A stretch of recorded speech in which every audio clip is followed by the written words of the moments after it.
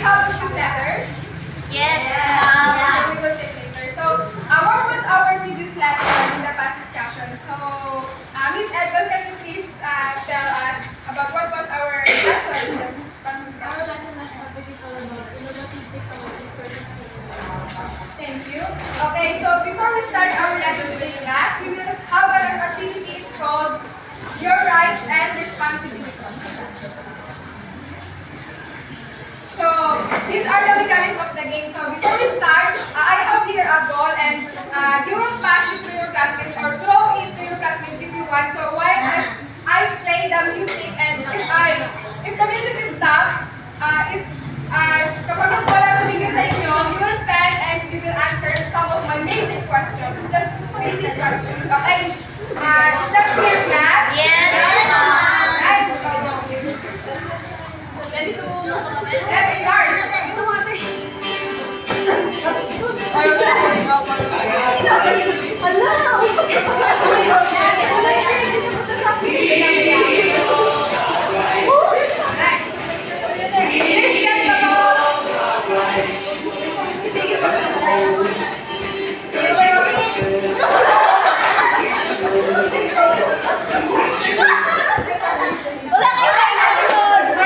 Miss Kayla, just a basic question. So, this is that, Miss Kayla. So, what does it mean when you say to be a citizen or a citizen? All I can say is to be a citizen is you must know the law of the country that you're in. Yes, very good. Okay. So, please get your prize. Ay, oh my gosh! Ay, sige! Yes! Sige, sige, sige! Ay, na! Sige, Ito lang talaga yan, forever.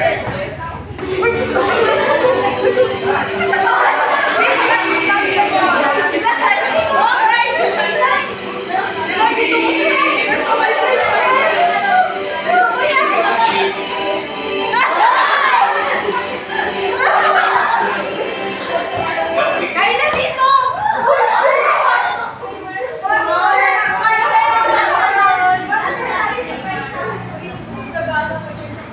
Okay,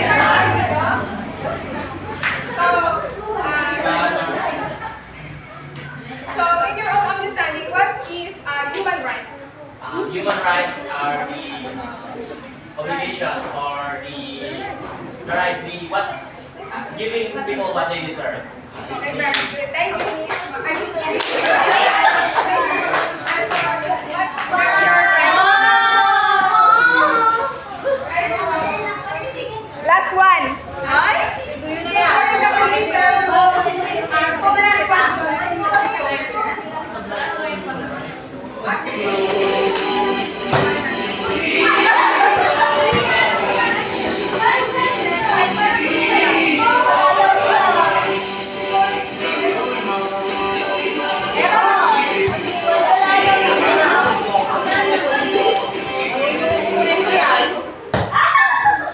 Okay, Miss.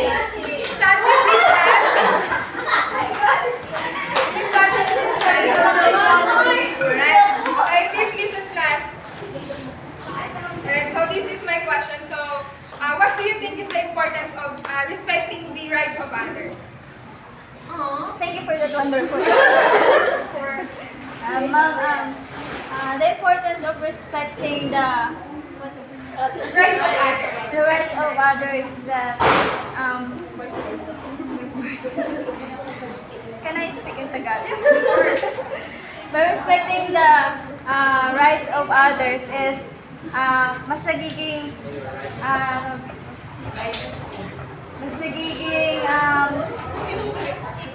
equal yung ano natin, yung treatment natin sa iba, at of course by that kung nirespect natin yung rights nila, ganun din yung babalik nila sa atin. Do you want more? Yes! We want more. Last one, last one. Last one, okay. Sige naman dito. They're not sumagot.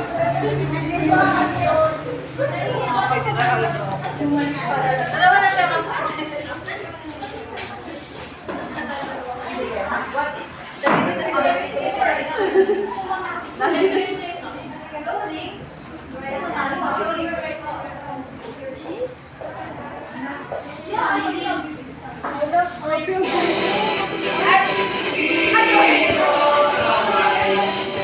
Ate, stop mo na yan. Dali mo na. Dili mo na lang.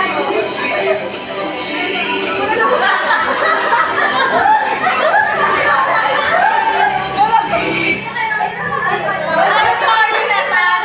I miss Christine this time, so Yes. actually wala na akong questions. Actually, wala na rin po prize. Ayan, so this time, so as a Filipino citizen, give me some rights or responsibilities. Okay. Your right as a Filipino is... Ano ulit yung Give me some responsibilities or rights as a Filipino citizen. Next. Isa sa responsibilidad natin bilang Filipino is you need to follow the rules and also, syempre, you need to be a ano kang citizen, kapakipakinabang kang citizen. The next question pala. Next question. Right, Thank you.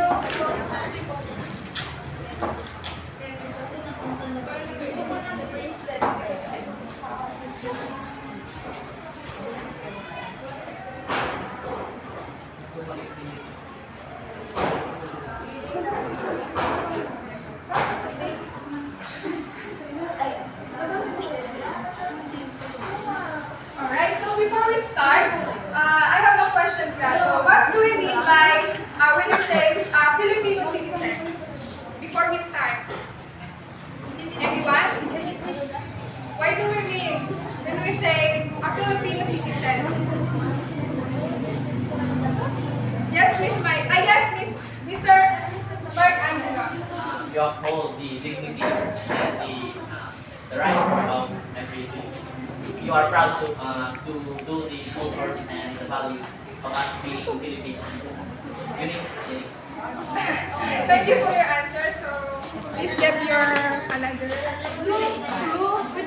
Alright, so when we say, how about a digital citizen? When we say a digital citizen. Yes, Miss Delilah. Digital citizen to digital citizen is like, just like what Christine said, it's like using technology or using digital or technology responsibly.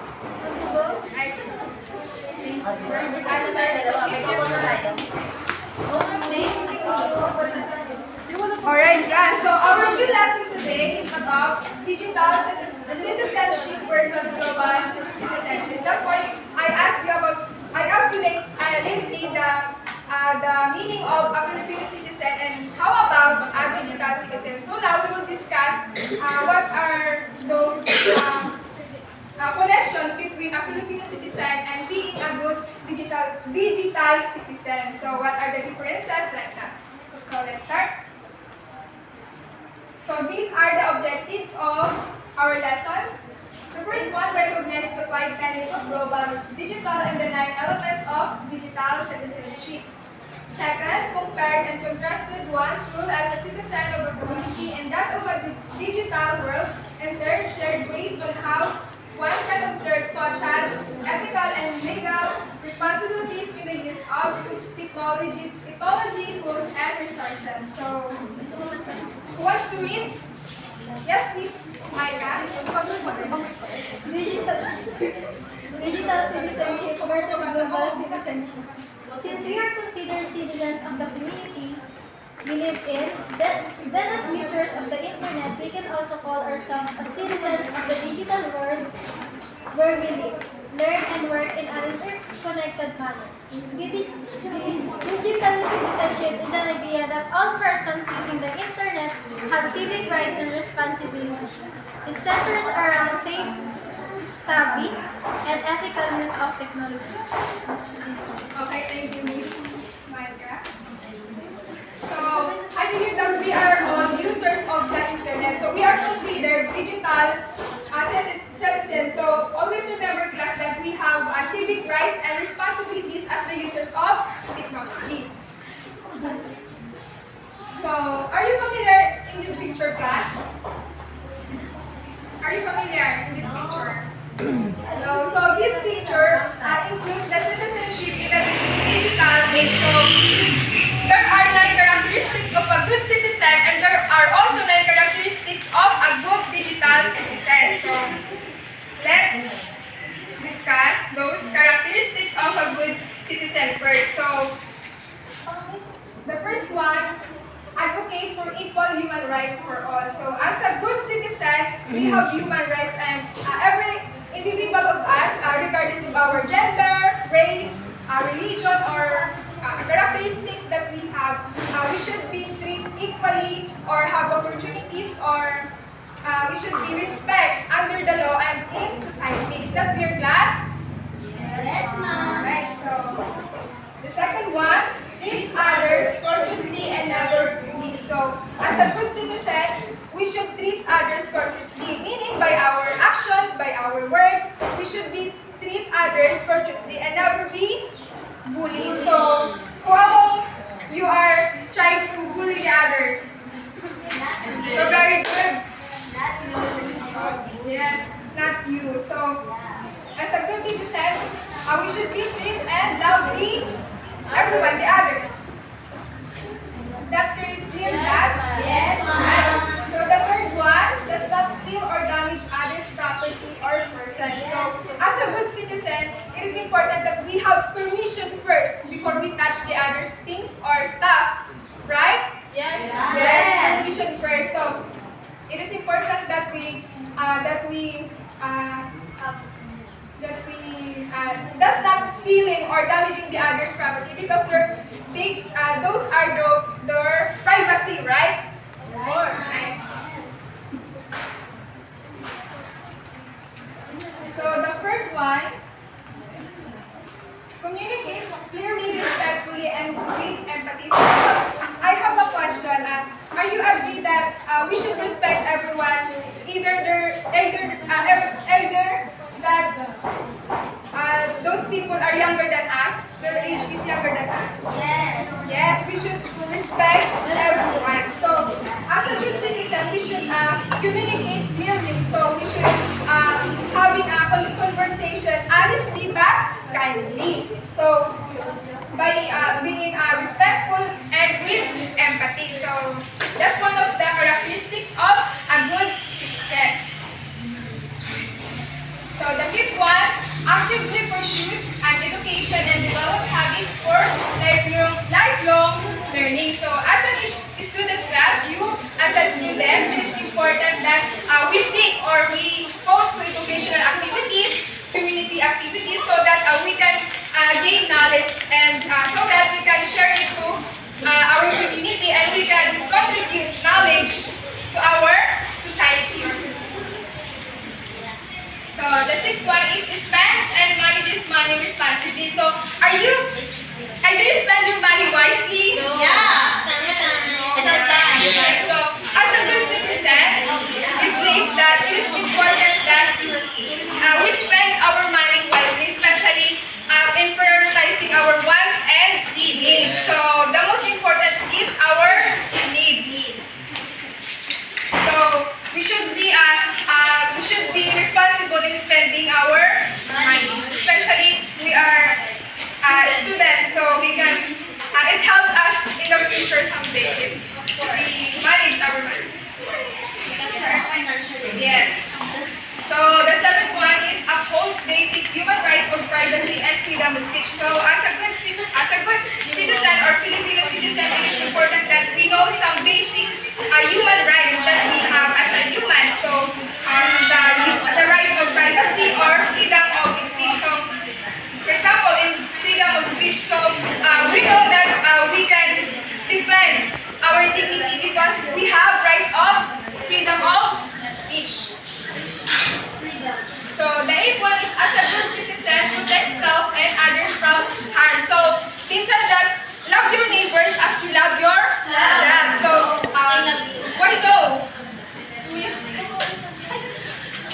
They said that yes, we should love your neighbors as we love ourselves.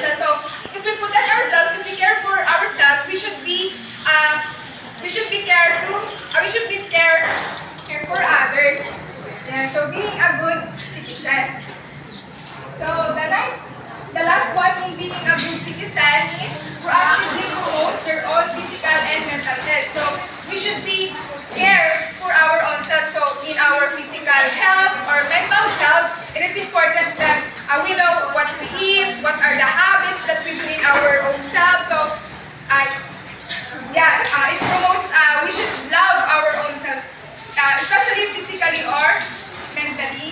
Mental health. Alright, so what are the 9 characteristics of a good citizen, class? It's long, right? So everybody please read.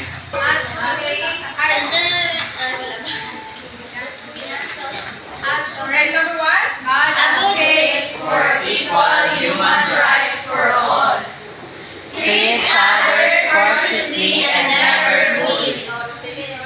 Does not steal or damage others' property or person. Alright, number 2. Communicates clearly, respectfully, and emphatically. Alright, number 5. Actively pursues education and develops habits for lifelong learning. Number 6. Spends money responsibly.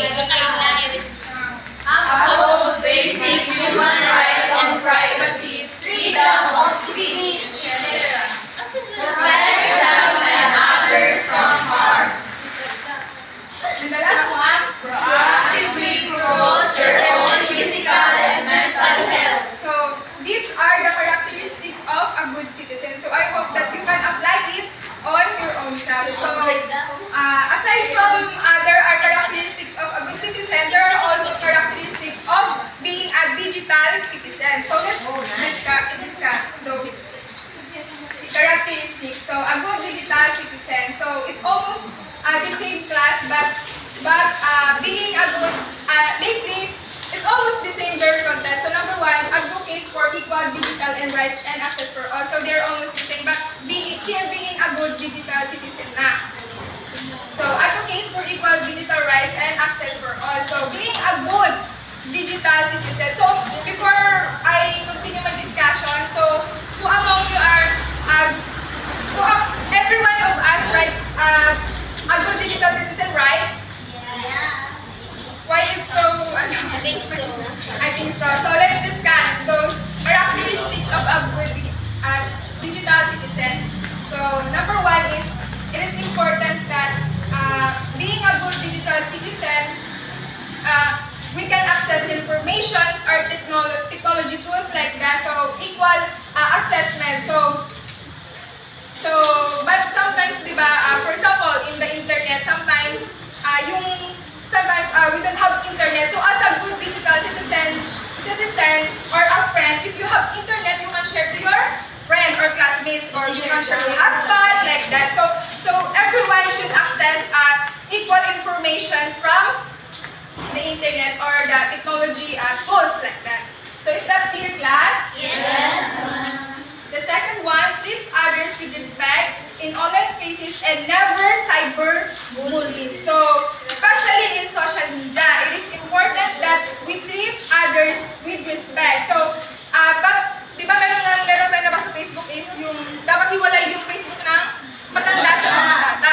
But as a good digital citizen, we should respect everyone. It says there. And never cyberbullies, never judge those people who posted in social media by their status, by their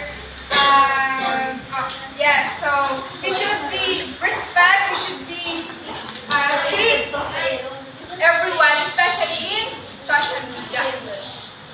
So number 3, does not steal or damage others' digital work, identity, or property. So there are a lot of scammers or fake news. Fake news in social media or in online different platforms. So being a good digital citizen, we should not steal or damaging those others' words. For example, the informations that we get in social media, diba? Sometimes there are a lot of scammers who are trying to stealing those informations or those informations. So So the first one, makes appropriate decisions when communicating through a variety of digital channels. So there are a lot of online platforms like, for example, online apps that we can communicate through word web, diba? Right? So it is important that being a good digital citizen, we respect everyone by our communicating with them, by communicating with them. But sometimes our unplanned decisions, it takes us to harm, right? Yes. So being a good digital citizen, we should make appropriate decisions when communicating to every people, especially in online. So the fifth one, uses digital tools to advance their learning and keeps up with changing technology. So as a good digital citizen, or as a 21st century teachers, we should know those digital tools, technology tools that, of course, those technology tools, it helps us in the future to learn this kind of digital tools like that. So it keeps up changing technology, so it helps us in many different ways and having a learning by that use of technology, digital tools and technology tools. So the sixth one, makes responsible online purchasing decisions and protects their payment information. So lately I discussed about there are a lot of scammers nga in social media. So as a good digital citizen, we should be responsible, especially in the payment or money talking about the information that insert in that online platform. So being a good digital citizen, we should be responsible or careful in using some information that we have. For example, when we are posting in social media, a lot of people knows that mayaman nga tayo yung location, di ba? Minsan nakukuha nila yung location natin, and yeah, sometimes yung mga informations na meron tayo. So a good digital citizen, we should be responsible and we should be protect our informations na nilalagay natin sa our accounts.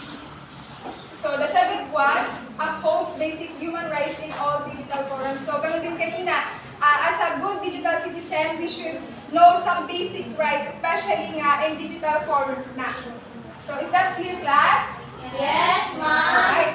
So the eighth one, being a good digital citizen, protects personal information from outside forces that might cause harm. So it connects kanina sa being a good citizen. So we should protect some information that we have so that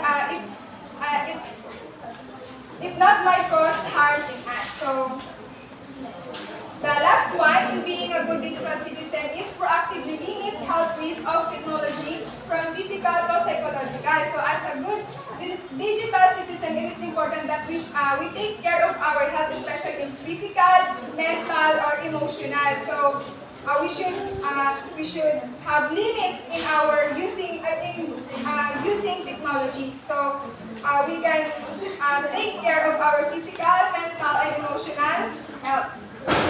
So what are the 9 digital citizen class?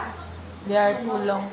The first one, Advocate for people. please read. Advocates for equal digital rights and access for all. Second one, Treats others with respect in online spaces and never cyberbullies. alright. The third one, does not Steal or damage others' digital work, identity, or property. Fourth one, Makes appropriate decisions when communicating through a variety of digital channels. Uses digital tools to advance their learning and keeps up with changing technologies. Make makes sure responsible online purchasing decisions and protects their women information. Upholds basic human rights in all digital forums. State But one, protects personal personal information information from from outside outside forces that might cause harm. and Actively limits health use of technology from physical to psychological. So, as you can see, they are all the same, but being a good citizen and the other side is being a good digital citizen. So, I hope that you can apply it in yourself. So, summing up, a global citizen sees the world as a community in which all people live and prosper together.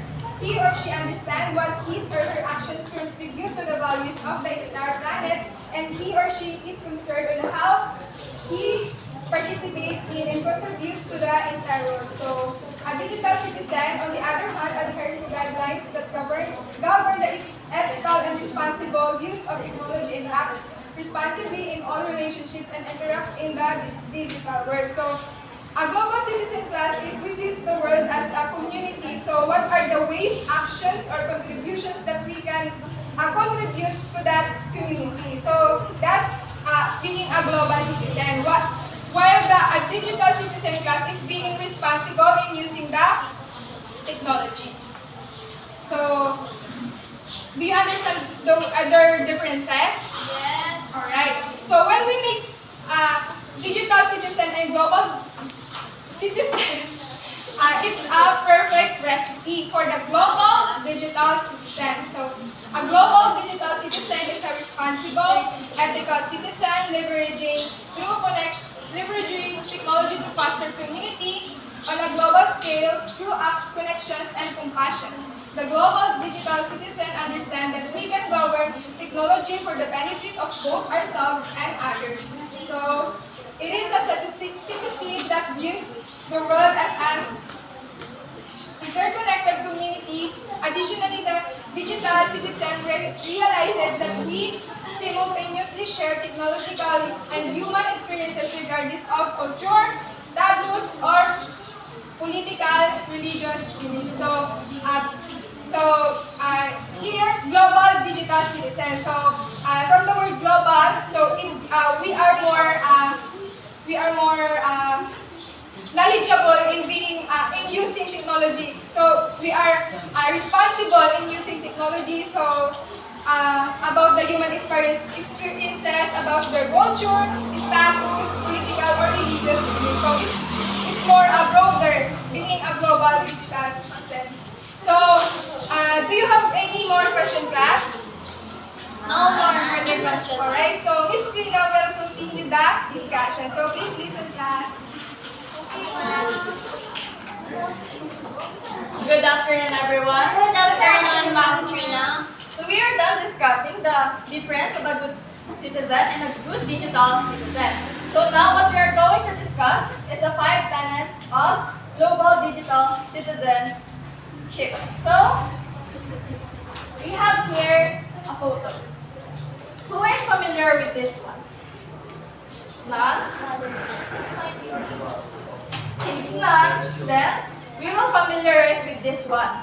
And by discussing the 5 tenets of global digital citizenship, we will discuss them one by one.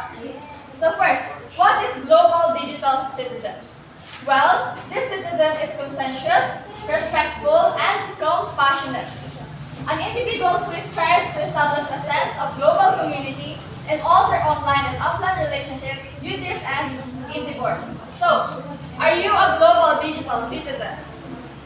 Who among you are global digital citizen?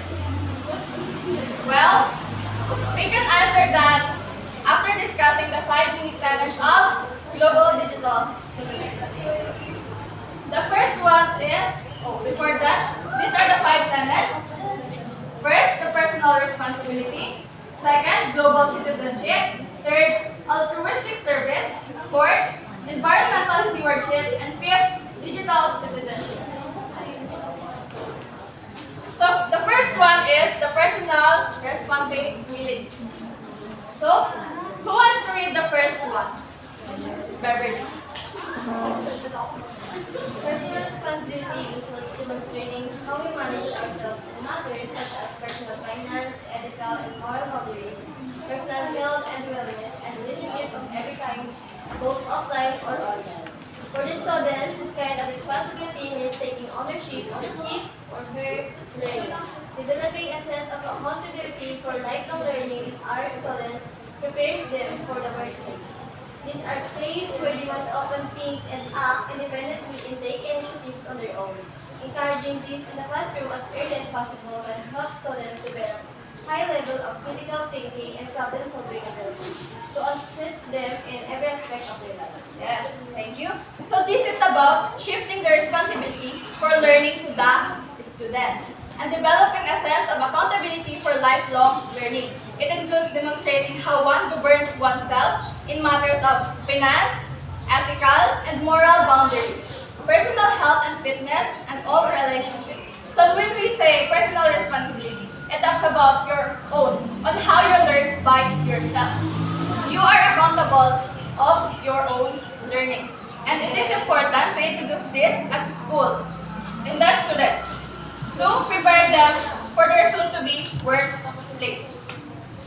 Next, we have the global citizenship.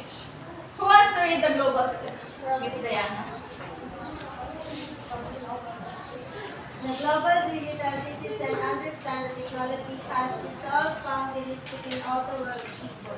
We know, communicate, collaborate, and celebrate across all levels of society. We are now all global citizens. Our students must realize, among other things, that we aren't isolated from each other. A deep understanding of this new global interconnectedness can encourage them to be aware of the issues, traditions, values, and cultures of the society. This leads to cultivating understanding, acceptance, compassion, and unity. So we are all global citizens. Do you agree?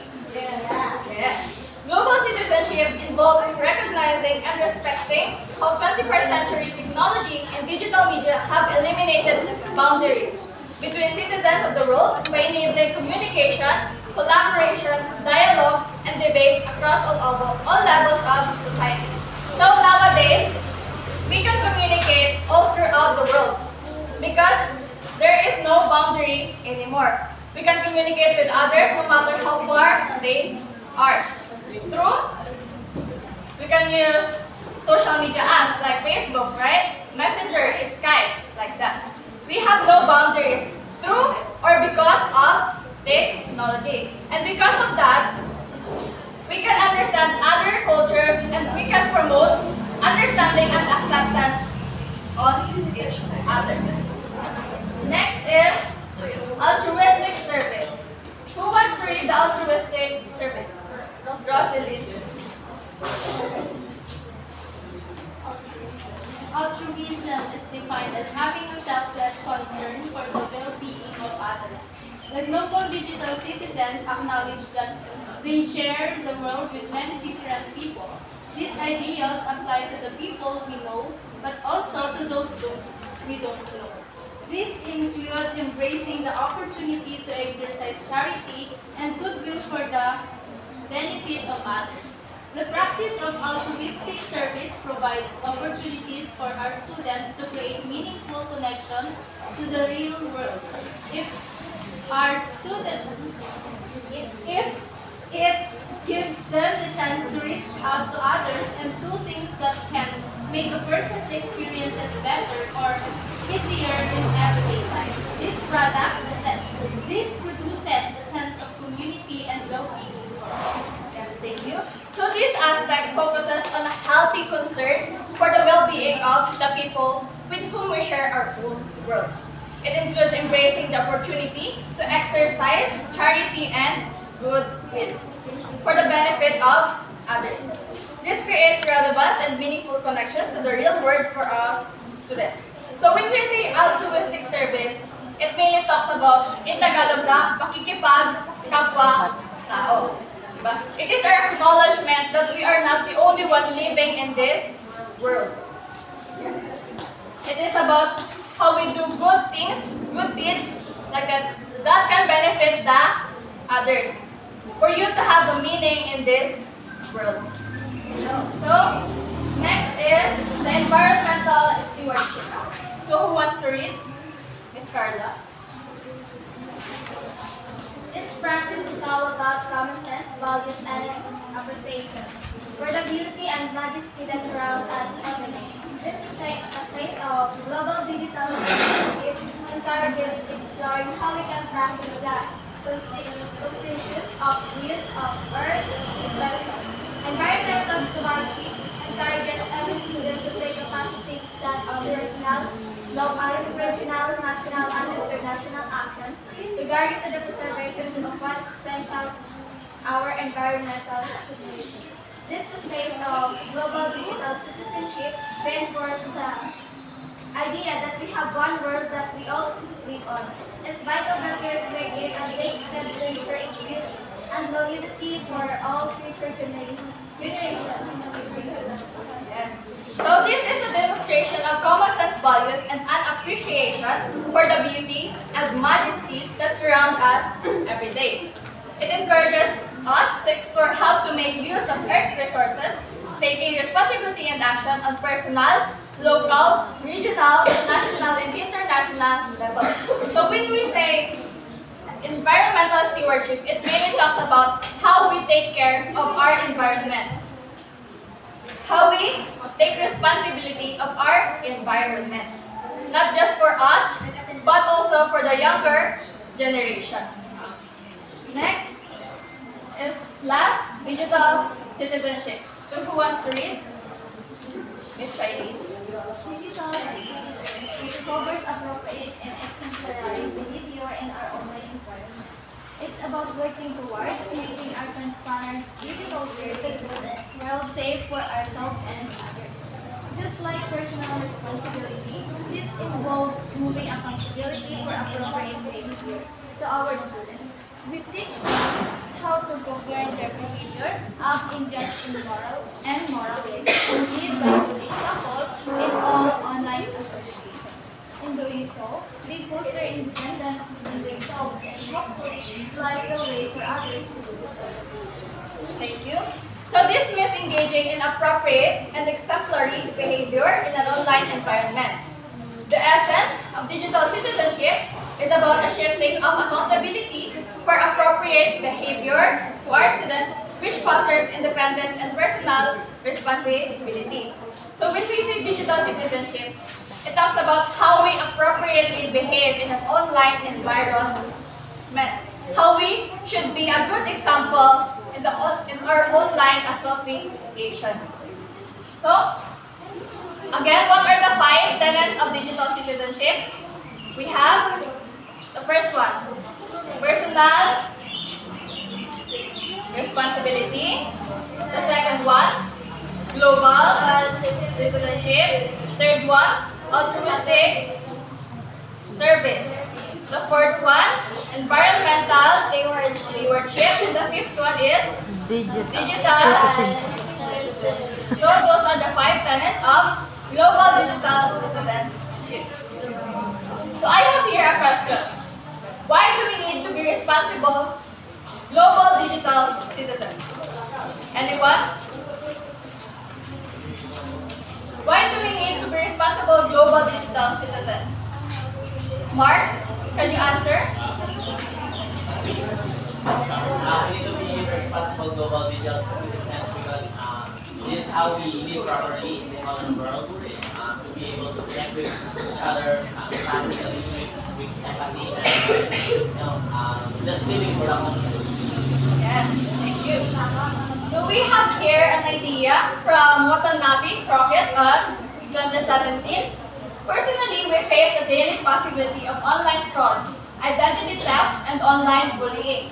We place our entire lives and their contents in the digital stratosphere willingly and often without considering the consequences.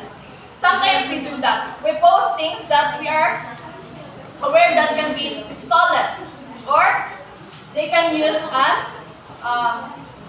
to scam others and do illegal things with it.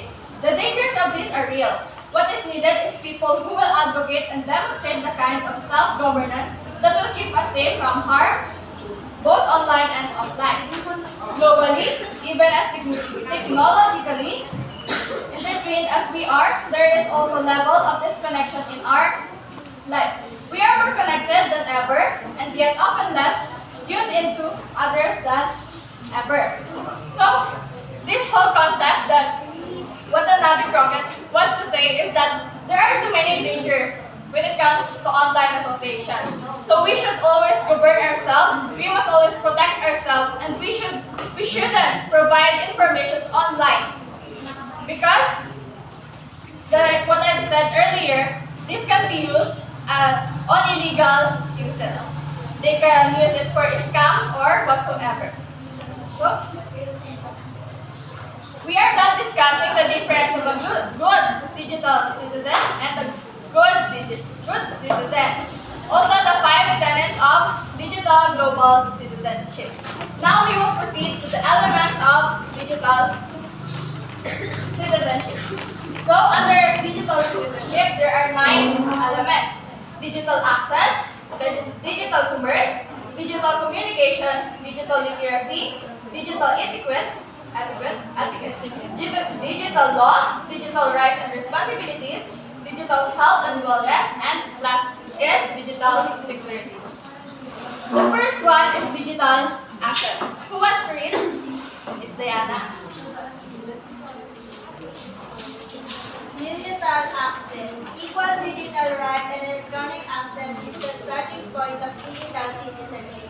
Digital access is supposed to be available to all in the same manner that education is made sure by the Philippine government to be available to all citizens. Currently, on this matter, the Republic Act 10929 was designed July 25, 2016, requiring all public places in the country to have a free internet access. Public places covers national and local government offices, public places education institutions, state universities and college and TESDA technology institutions, public parks and grading center, public airports and seaports, and public transportation terminals. Despite this law, however, many are still deprived of internet access and therefore deprived of services to become productive and essential to provide and expand access to technology, and we need to meet it that no one is denied digital access. So, thank you.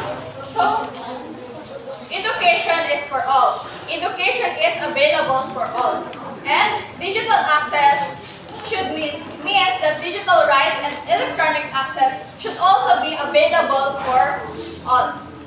With regard to the said law, public places have already installed internet connection, internet access, free internet access rather.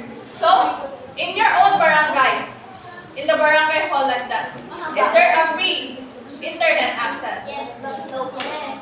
Yes? Yes. No? Yes. Okay. So,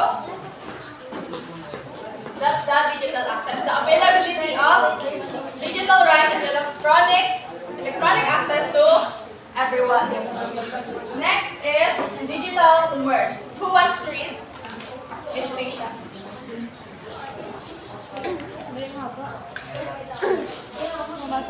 Technology users need to understand that a large share of market is being done electronically. Nowadays, people shop through different websites and even the online transactions for banking. Many other online transactions are occurring within the legal.log, pornography, and others. Thus, a safe and secure online shopping and other commercial transactions have to be done. With this, a e-commerce of our RA 8972 was signed in July 2000. This act aims to facilitate domestic and international dealings, transactions, arrangements, agreements, contracts, and exchanges and storage of information through the utilization of electronic, optical, and similar mediums, mode, instrumentality, and technology to recognize the authenticity, and reliability of electronic documents related to public activities and to the universal use of electronic transactions in the government and general public. The second element, digital commerce, talks about the transactions, dealings, arrangements, and such nationally or internationally. So many of us here are fond of doing online shopping, right? Shopee, Lazada, TikTok, such. So digital commerce comes about our transactions. So that's digital. Next is digital communication. Who wants to read? Melody?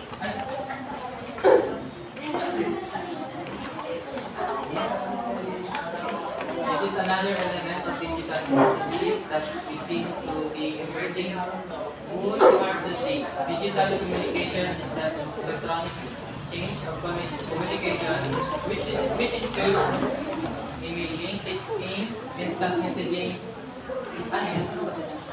unlicensed cell phones, etc. As digital communication continues to grow, it is important that we do not forget how to communicate face to face. We have to utilize digital channels of communication to enhance our ability to communicate, but do not allow it to replace our ability to communicate. Digital communication talks about our interactions online. We use Messenger, right? Interact with others. Aside from Messenger, what app do you use to communicate with others? Telegram, Instagram, what else? WhatsApp. So, when we say digital communication, it talks about our interactions online.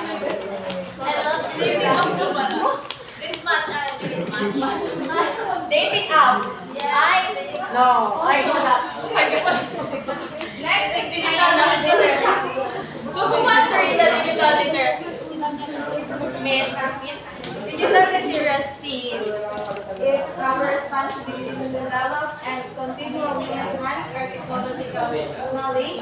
We should support and encourage the acquisition of technological knowledge by others. We should model the positive and proactive use of technology and good quality personal and professional and education. So when we say digital literacy, it is our knowledge of how to use digital concepts and how to use them or access them responsibly. So that's digital literacy. Right? Yes. You get it? Yes, ma'am. Yeah. Next is digital etiquette. Who wants to? Jackie wants to read. Miss Jacqueline. Digital etiquette. This refers to the electronic standards of conduct or procedure. This is often seen as one of the most pressing problems when dealing with digital citizenship. Imagine a teenager who spreads hate speech about a classmate or one who browses Facebook while attending mass. Browsing social media sites have become so addictive that young people tend to lose distinction between what is appropriate and what is not. It begins with rules. It is not enough, however, to create rules and policies. Everyone must be taught to become responsible digital citizens. Who uses cell phones during math?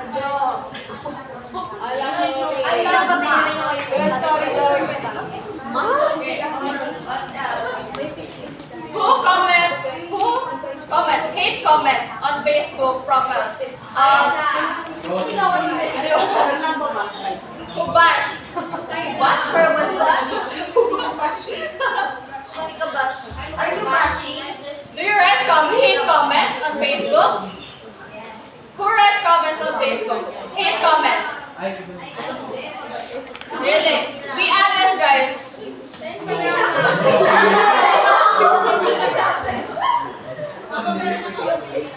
So, when we say digital etiquette, it talks about how we use technology appropriately. Like, we shouldn't use cell phones while on a mask. We shouldn't write hate comments on someone else's profile or any posting. So that's good. Digital etiquette. Next is digital law. Who wants to read digital law? Shailen wants to read it. Michelle. Digital law. Digital law refers to the electronic responsibility for actions and The digital world is huge that there should be order, discipline, and ethical plagiarism, copyright, infringement, hacking of information, identity theft are crimes that are commonly violated by online users. As digital citizens, we must be aware of illegal behavior so that we can avoid them and report those who illegally engage in them. So we are now in the modern world, and everyone can access digital platforms freely. That's why we have digital law to prevent those illegal uses. Especially now that people can easily access information from some free websites. And it is really pivotal to have digital law to prevent and avoid those illegal uses. Next is digital rights and responsibility. Miss Edbel, can you read? For every right, there is a responsibility. For every privilege, there is a corresponding responsibility. The privilege of digital access come along with the responsibility. Just as the Philippines Constitution protects us with rights of the activity of citizens such as the right to privacy, we also have the responsibility to be controlled in our online activities.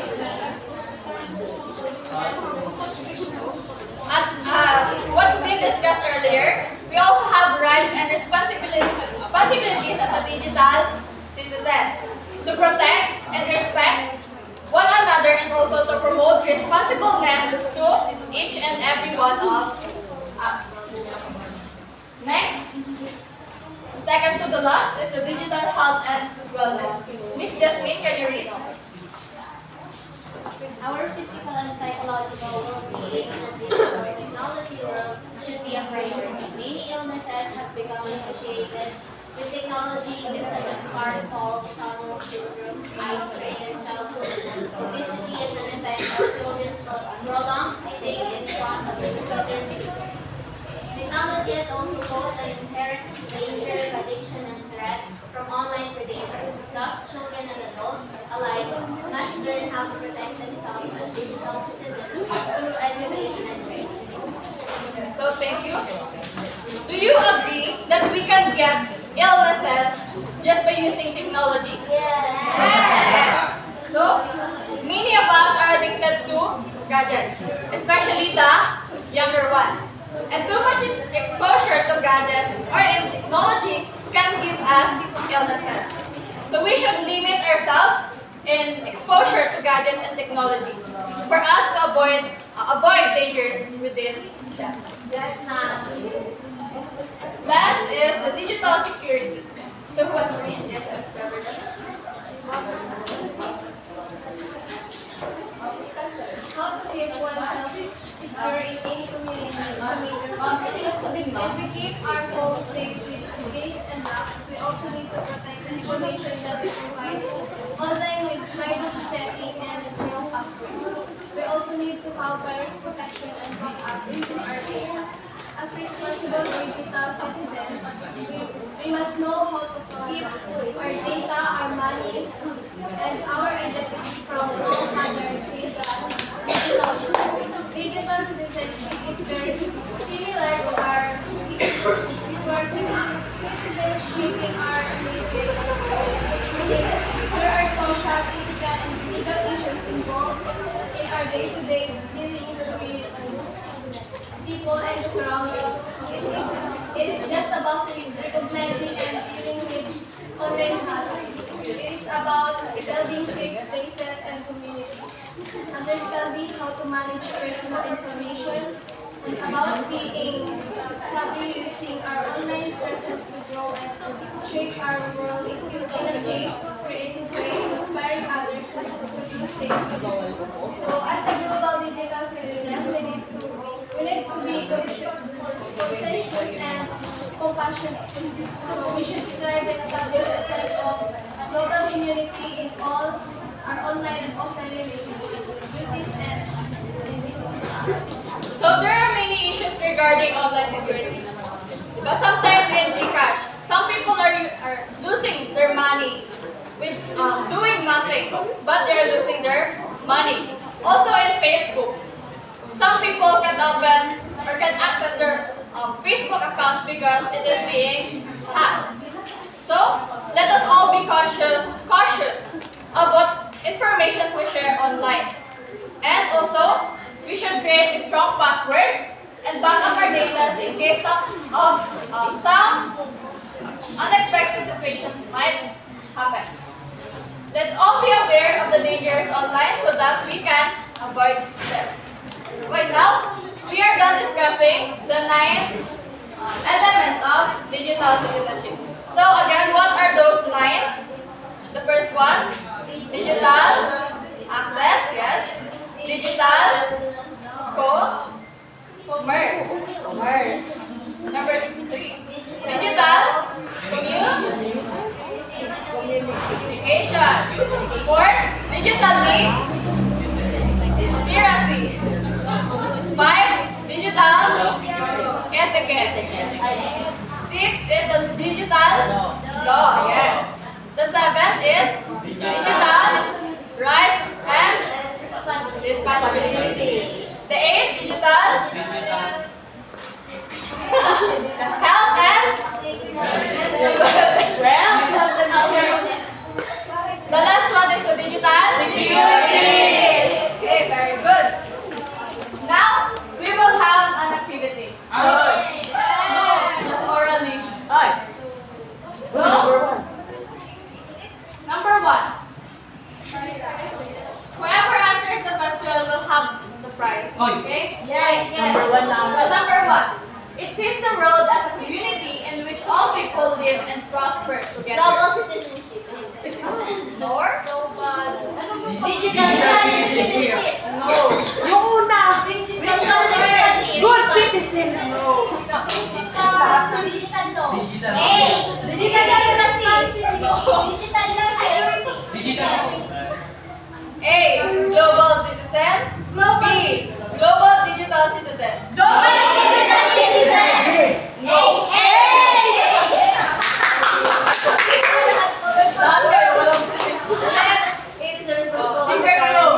Is a responsible ethical citizen. Liberating Global digital citizen. Yes.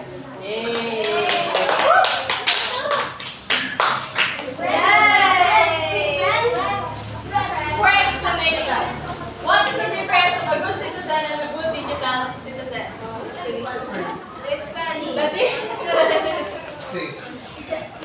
The difference of a good citizen and a good digital citizen. So, Ms. Jenny Hershey explained that earlier. Good. What do you think, or in your own opinion, what is the difference of a good citizen and a good digital citizen? Yes?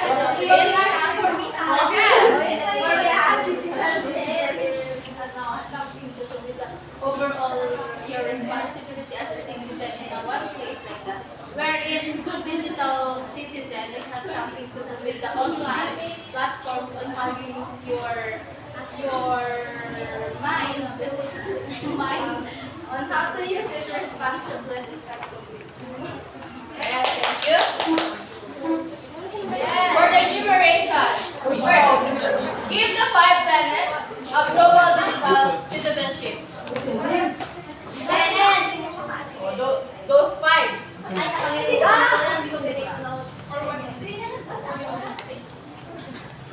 Who can give one? Yung tenants.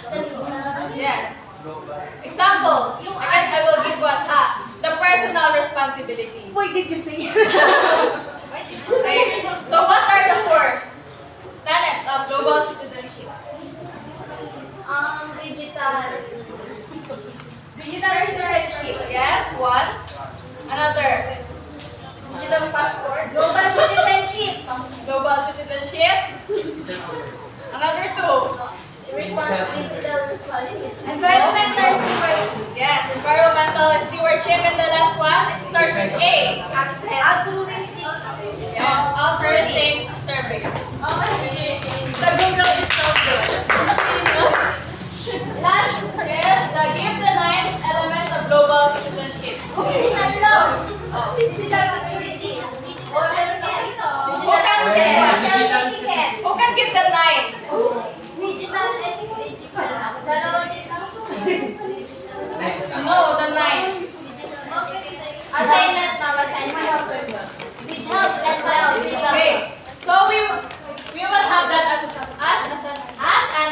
Yes, so give the 9 elements of global citizenship and then explain them one by one with your own words. Okay? You may pass it tomorrow. Okay, ma'am. Alright, so do you learn something today, class? Yes, ma'am. What have you learned today? I learned that. You can share your ideas or what have you learned today? Any answers are accepted tomorrow. What's your question? What have you learned today in our lesson? Yes, miss. I learned how to be a good citizen and how to be a good digital citizen.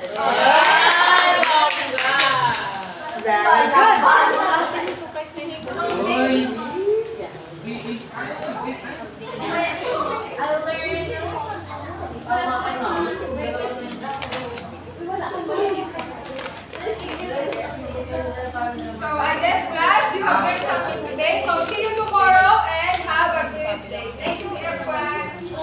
Bye. Thank you, ma'am.